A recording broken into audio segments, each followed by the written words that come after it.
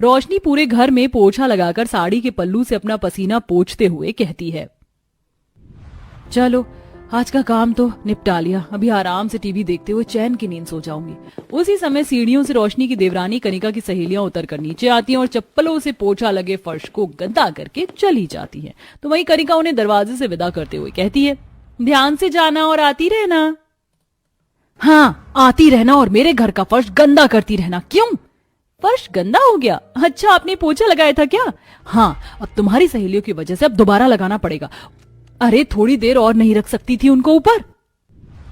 जेठानी जी, मुझे कौन सा सपने आ रहे हैं कि आप नीचे पोछा लगा रही हो? इस तरह दोनों का झगड़ा शुरू हो जाता है और शोर सुनकर उनकी सास रमा सर पकड़े वहां आती है। दोनों पगला गई हो क्या? क्यों झगड़ा कर रही हो? माँ जी, जेठानी जी झगड़ा कर रही हैं। बताओ, जरा सा पोछा लगाने में इन्हें आफत आ रही है। हाँ तो तुम ही लगा दो ना फिर।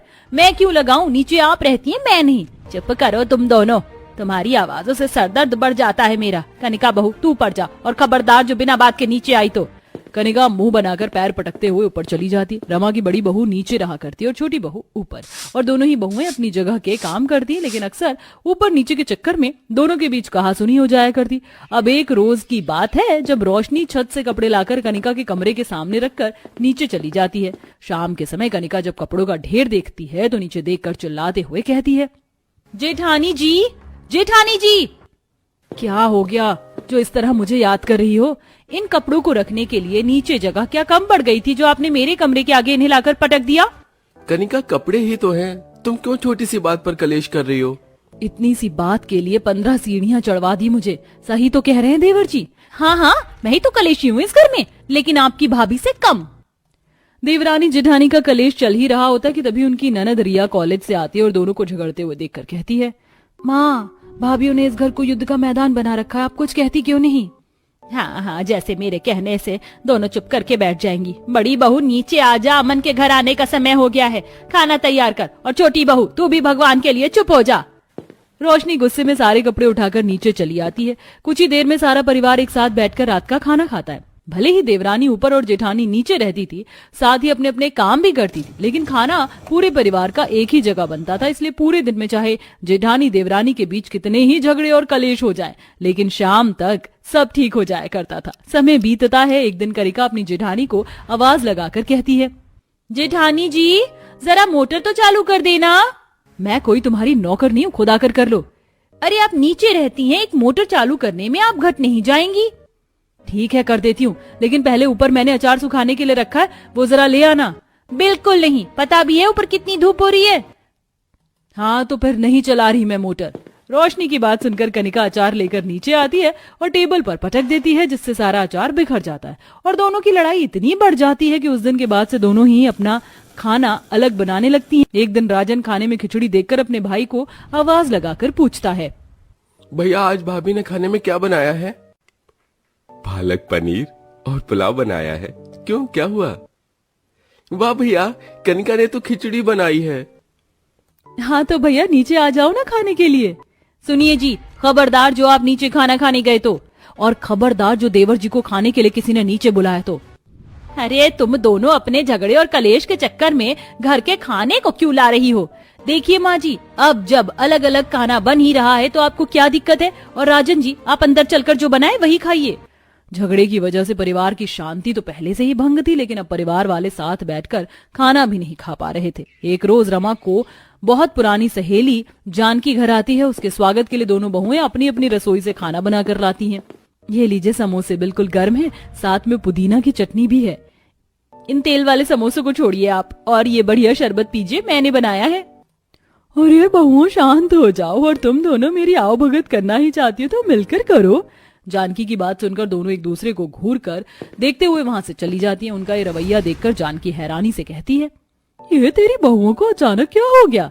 मत पूछ जानकी, एक झगड़ालू है तो दूसरी कलेशी, इनके चक्कर में सभी परेशान हैं। अब देखना, दोनों ने अपना चूल्हा भी अलग कर लिया है। छोटी बहू ऊपर रहती है तो बड़ी बहू नीचे।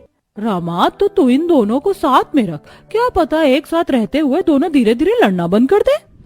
अरे जानकी, तू क्या कह रही है? दोनों ऊपर नीचे रहते हुए इतना लड़ती हैं, साथ में रहेंगी तो तांडव करेंगी मेरे सिर पर। जब सोचती है बेकार ही सोचती है, एक बार तू ऐसा करके तो देख, क्या पता सब ठीक हो जाए। जानकी की बात मानकर रमा कनिका को नीचे रहने के लिए कह देती है और खुद उसके कमरे में शिफ्ट हो जाती है। अब एक ही रसोई में दोनों देवरानी जेठानी काम करती हैं और बहस होने पर घर के बर्तन पटकती हैं, जिससे रमा की परेशानी कम होने की जगह और बढ़ जाती है।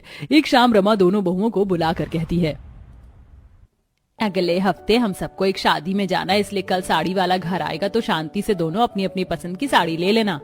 ये तो आप देवरानी जी को समझाइए। मैं तो पहले से ही समझदार हूँ, आप अपनी फिक्र करो। चुप कर जाओ, खबरदार जो दोनों के मुंह से एक शब्द और निकला तो। अगले दिन दोपहर के समय साड़ी वाला घर आता है और दोनों ही साड़ियां पसंद करने लगती हैं।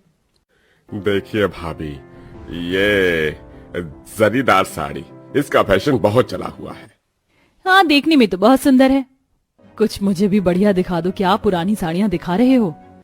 अरे भाभी, ये देखिए ना, रानी कलर की। साड़ियां देखते हुए दोनों की नजर एक लाल साड़ी पर पड़ती है और दोनों ही उसे उठाकर खींचते हुए कहती हैं, मुझे ये वाली पसंद है। अरे पर भाभी जी, इस डिजाइन में तो ये एक ही पीस है मेरे पास। हाँ, तो ये मैं लूंगी। बिल्कुल नहीं, मुझे ये पहले पसंद आई। तभी कमरे में आराम कर रही रमा बाहर आती है और एक साड़ी के लिए अपनी बहुओं को लड़ते हुए देखती है। वो दोनों को बहुत समझाने की कोशिश करती है, लेकिन झगड़ा कम होने की जगह इतना बढ़ जाता है कि पूरा मोहल्ला रमा के घर में इकट्ठा हो जाता है। हाय हाय, कैसे कुत्ते बिल्ली की तरह लड़ रही हैं दोनों देवरानी जेठानी। सच में रमा की बहुएं तो पूरी नौटंकी है, न जाने रमा कैसे रहती है इनके साथ। अरे दादा, अपने झगड़े के चक्कर में मेरा नुकसान कर दिया। मुझे नहीं बेचनी कोई साड़ी, मैं चला। साड़ी वाला रमा को खूब खरी खोटी सुनाकर चला जाता है तो वहीं मोहल्ले के लोग भी कई तरह की बातें बनाने लगते हैं। शाम के समय सभी के घर आने पर रमा अपना बैग लेकर घर से जाने लगती है। माँ जी, आप इस समय कहाँ जा रही हैं? आज जो हुआ उसके बाद तो मैं इस घर में नहीं रह सकती। अरे तुम दोनों के झगड़े और कलेश के चलते मेरी इतनी बेइज्जती कभी नहीं हुई थी। माँ, आप सही कह रही हैं, मैं भी आपके साथ चलूंगा। बिल्कुल, अरे इन दोनों के साथ रहे तो जिंदगी भर कभी शांति से नहीं जी पाएंगे। ये सब देखकर रोशनी और कनिका बहुत घबरा जाती है और माफी मांगते हुए कहती हैं, माँ जी हमें माफ कर दीजिए, इस घर को छोड़कर मत जाइए। हाँ माँ जी, हम दोनों अपनी नफरत और लड़ाई के चक्कर में आप लोगों को कितना दुख दे रहे हैं, इस बात का एहसास हमें अब हो रहा है। माँ जी, हम दोनों वादा करते हैं कि अब कभी भी कलेश नहीं करेंगे, बस हमें एक मौका दे दीजिए। दोनों को इस तरह माफी मांगते हुए देखकर रमा उन्हें माफ कर दूसरा मौका देती है, जिसके बाद दोनों देवरानी जेठानी घर का सभी काम मिलजुल कर बिना किसी झगड़े कलेश के किया करती और कभी छोटी मोटी नोक झोंक हो जाने पर अपनी गलती मानकर एक दूसरे को मना लिया करती। मुझे तो चिंता खाई जा रही है। अब तेरी उम्र 26 को होने को आई है, लेकिन एक भी रिश्ता नहीं मिल रहा जहाँ मैं तेरी शादी करवा सकूं। सब लोग मोटा दहेज मांग रहे हैं। माँ, अगर मेरी शादी नहीं भी हुई ना तो कोई बात नहीं, मैं पूरा जीवन आपके साथ रह सकती हूँ। हम दोनों को किसी की जरूरत है क्या? खबरदार पूजा, जो आज के बाद तूने ऐसी बात कही तो। माना कि मैं गरीब हूँ, तेरे लिए रिश्ता नहीं देख पा रही, इसका मतलब ये नहीं कि सारी जिंदगी तुझे अपनी छाती पर बिठा कर रखूं।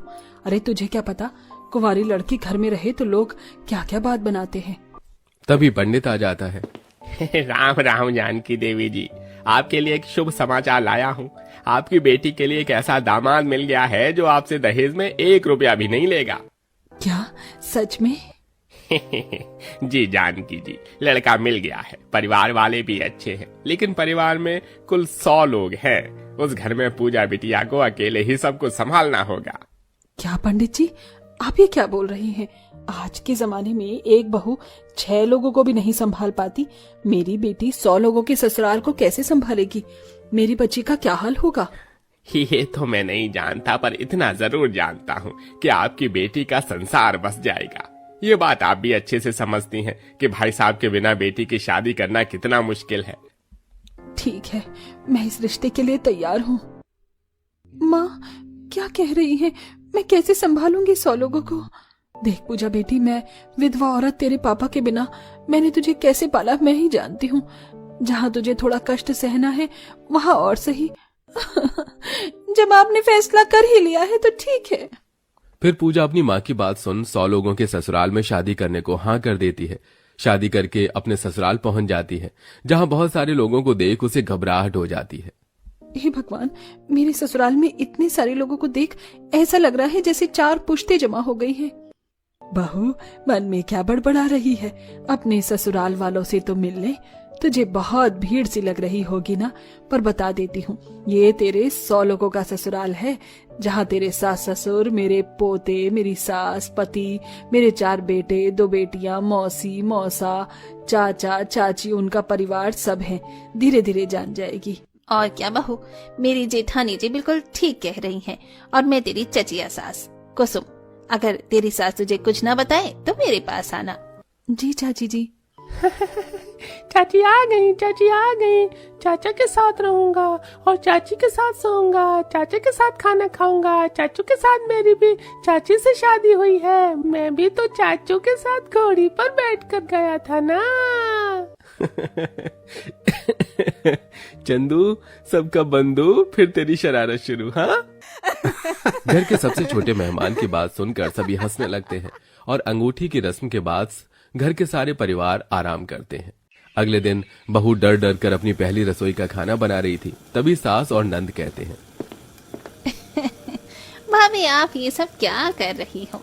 आपको छुटर पुटर लोगों का खाना नहीं बनाना है, पूरे 100 लोगों का खाना बनाना है। पूरे 6-7 किलो के चावल बीनकर बनाने हैं, 5 तरह की सब्जी, पापड़, पूड़ियाँ, कचौड़ी, इतना सब तैयार करना है आपको। हाँ बहू, गट्टे की और दमालू सोया बड़ी की सब्जी ये तो तुम्हें जरूर बनानी है।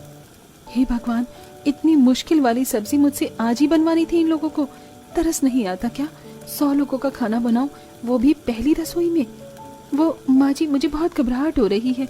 मेरे साथ इस रसोई में जेठानी जी या ननद जी कोई तो होगा ना। मैं अकेले काम कैसे कर पाऊंगी माँ जी? अरे ये तुम्हारी पहली रसोई है, सब कुछ तुम्हें खुद ही करना होगा। हम भी तो देखें तुम 100 लोगों का खाना बना सकती हो या नहीं, फिर देखते हैं मदद के लिए। तो सुमित्रा बहू ने बिल्कुल ठीक कहा। चलो अब मेरी छोटी बहू को अकेला छोड़ दो। पूजा मनी मन रोते रोते ससुराल के 100 लोगों के लिए बड़े बड़े पतीले में अकेले अलग अलग तरह का व्यंजन बनाती है, जिसे बनाते बनाते उसे 3 घंटा हो जाता है और सास भी डांट देती है। फिर सबको खाना खिलाने पर पूजा को तारीफ मिलती है। बहू, खाना तो अच्छा बना था, लेकिन तुम मीठे में खीर भी बना देती तो अच्छा लगता। हाँ छोटी दुल्हन, अगर तू कुछ मीठा भी बना ली थी तो तेरी पहली रसोई सफल हो जाती। खैर कोई बात नहीं, ये ले अपना शगुन। शुक्रिया दादी जी, इतना सारा खाना बनाना था, मुझे मीठा बनाने का याद ही नहीं रहा। मैं शाम को बना दूंगी। चाची चाची, मुझे ना डोरेमोन वाला डोरा केक खाना है। अरे अरे चंदू, माना कि तू इस घर का सबसे छोटा सदस्य है, लेकिन हम भी कुछ कम नहीं है। भाई बुआ को तो किसी ने पूछा ही नहीं, सबकी पसंद का बन रहा है। बहू मेरी पसंद का सूजी का हलवा बना ले, सबसे आसान है। अरे भाई, इतना सारा मीठा बनेगा तो कुछ चटपटा भी तो होना चाहिए। बहू छोले टिक्की बनाना। इन ससुराल वालों की फरमाइश सुनकर मेरा भेजा फटने को हो रहा है। ये तो कसाई से भी ज्यादा जुल्म कर रही है। मैं बनाने वाली 1 और ये खाने वाले 100 लोग, जिसमें से कोई मेरी मदद नहीं करने आया। किसी ने नहीं पूछा कि बहू 5 घंटे से कैसे अकेली रसोई में खाना बना रही थी। और अब ये सब, मेरी तो लंका लग गई। ये अच्छा है, मैं गरीब क्या हूँ, 100 लोगों के बीच जी हुजूरी करने पहुँच गई। और न चाहते हुए भी पिता को शाम के खाने में घर के अलग अलग सदस्यों का मनपसंद मीठा बनाना पड़ता है, जिससे वो सबका दिल तो जीत लेती है, लेकिन बेचारी की हालत खराब हो जाती है। धीरे धीरे वक्त गुजरता है। घर में जेठानी, नंद कोई भी उसकी मदद नहीं करता। वो घर का खाना बनाने से लेकर 100 लोगों के झूठे बर्तन साफ करना, उनके कपड़े प्रेस करना, धोना और छोटी छोटी चीजों को पूरे करने में पूजा का पूरा दिन यूं ही बर्बाद हो जाया करता था। अंदर ही अंदर अब वो रो रही थी। 100 लोगों के ससुराल में अकेली बहू किचन संभाल रही है। किसी को शर्म नहीं आती, न तरस आता, बस ऑर्डर जला देते हैं। बच्चे तो बच्चे, बूढ़े भी ऐसे ही हैं। काश माँ के पास कुछ दिन रह पाती। इससे अच्छा तो मैं शादी ही नहीं करती। पूजा देखो तो, तुमसे मिलने कौन आया है। माँ। पूजा बिटिया, कैसी है तू? पूजा अपनी माँ को देखते ही सब्जी छोड़ अपनी माँ के गले लगकर फूट फूट कर रोती है। अच्छा हुआ माँ आप आ गई, मुझे आपकी बहुत याद आ रही थी। मैं जानती हूँ मेरी बच्ची, तभी तो आई। आप दोनों बातें कीजिए, मैं बाहर चला जाता हूँ। रोहित माँ बेटी को रसोई में छोड़ जाता है। पूजा अपने सारे दुख दर्द अपनी माँ को बता देती है और इतने में खाना बनाने में माँ उसकी मदद करती है। चल जल्दी जल्दी से, मैं तेरा काम करवा देती हूँ। अच्छा है कोई आया नहीं। 100 लोगों की पूड़ियों का आटा 6-7 किलो सही रहेगा ना? माँ आप क्यों काम कर रही हो? मुझे अच्छा नहीं लग रहा। तो क्या इस हाल में तुझे अकेला छोड़ दूं? चल जल्दी काम करवा। ये कहकर जानकी अपनी बेटी के साथ 100 लोगों का खाना तैयार करवा देती है, जहां पूजा को थोड़ी राहत मिलती है। 2 दिन अपनी बेटी के साथ रहकर जब वो जा रही होती है तब पूजा जोर से पकड़ लेती है। मत जाओ माँ, मैं जानती हूँ तेरा बिल्कुल मन नहीं है मुझे भेजने का, पर बेटी मुझे जाना पड़ेगा और तुझे अपना ससुराल भी संभालना पड़ेगा। अपनी बेटी से खुद को छुड़ाकर जानकी चली जाती है। अगले दिन पूजा। माँ जी, नाश्ते में क्या बनाऊं? सबके लिए चाय पकौड़े? भाभी मैं ब्लैक कॉफी पी लूंगा, अंकित और मैं ग्रीन टी। चाची मैं कॉम्प्लान। मुझे तो बहू गाजर का जूस, कुसुम बहू हल्दी का दूध लेगी। भाई मैं तो करेले का जूस, और मैं तो पूजा चाय ही पी लूंगा। क्या बोलूं, सबके पसंद का नाश्ता तैयार कर। ये सुनकर आग बबूला होकर पूजा के आंसू मिक्सी चलाते हुए बह जाते हैं। वो कौन सा मनहूस दिन था जब मैंने हाँ कही। मेरा पति भी मुझे नहीं समझता। पूरे 100 लोगों का खाना रसोई में अकेले संभाल रही हूँ। अब मुझसे और नहीं होता। काश मैं अपने घर जा पाती। सबके पसंद का नाश्ता देकर पूजा अपने कमरे में चली जाती है और फिर से पति से अपनी परेशानी का जिक्र करती है, लेकिन रोहित उल्टा उसे ही कह देता है। ससुराल का काम इतना बढ़ जाता है कि पूजा को पूरे दिन में सिर्फ 2 घंटे ही सोने को मिलते हैं। वक्त ऐसा हो जाता है कि ना उसे खाने का टाइम मिलता, ना आराम का, जिससे उसकी तबीयत भी खराब हो जाती है। शाम को खाना देने वक्त ससुराल वालों के सामने ही वो बेहोश हो जाती है। भाभी, भाभी आपको क्या हुआ? भैया जल्दी से भाभी को अस्पताल ले चलो। हाँ बेटा, गाड़ी निकाल। हाँ बेटा, गाड़ी निकाल। सब लोग बहू को अस्पताल लेकर पहुंचते हैं, जहां बहू का इलाज होता है। रोहित परेशान होता है। अरे इतने सारे लोग आपके घर से हैं क्या? हॉस्पिटल में इतने लोगों का रुकना ठीक नहीं है। यहाँ सिर्फ 2 से 3 लोग ही रह सकते हैं, पति के अलावा। और आप कैसे लोग हैं, जरा सा भी ख्याल नहीं रखते खाने पीने को? 4 दिन से उन्हें कुछ दिया नहीं है क्या? हाँ, ब्लड प्रेशर लो है, हीमोग्लोबिन भी कम है, फिलहाल इन्हें ग्लूकोज चढ़ रहा है। ये सब मेरी वजह से हुआ है, मुझे उसकी बात सुन लेनी चाहिए थी। मतलब ये डॉक्टर 100 लोगों की ससुराल में इतने लोगों के होने के बावजूद भी किसी ने मेरी मदद नहीं की। घर का सारा काम, दवाई, झाड़ू पोछा सब मैंने किया। हर ससुराल में ऐसा ही होता है क्या कि नई बहू के आते ही सब कुछ उस पर छोड़ दिया जाता है? अरे आप तो बड़े कमाल के लोग हैं। चिंता जताने सारे आ गए, मदद करने कोई नहीं आया। मुझे माफ कर दे बहू, मेरे साथ सबकी गलती है। किसी ने तेरी मदद नहीं करवाई, पर अब से ऐसा अन्याय दोबारा किसी के साथ नहीं होगा। आज ही घर में 2 से 3 नौकर आएंगे। इस तरह पूजा को कुछ दिन आराम करके उसके घर भेज दिया जाता है, और जब वो वापस आती है तो घर में नौकर के साथ नंद जेठानी भी काम करवाने में पूजा की मदद करते थे, जिससे सब लोग खुशी खुशी रहने लगते हैं।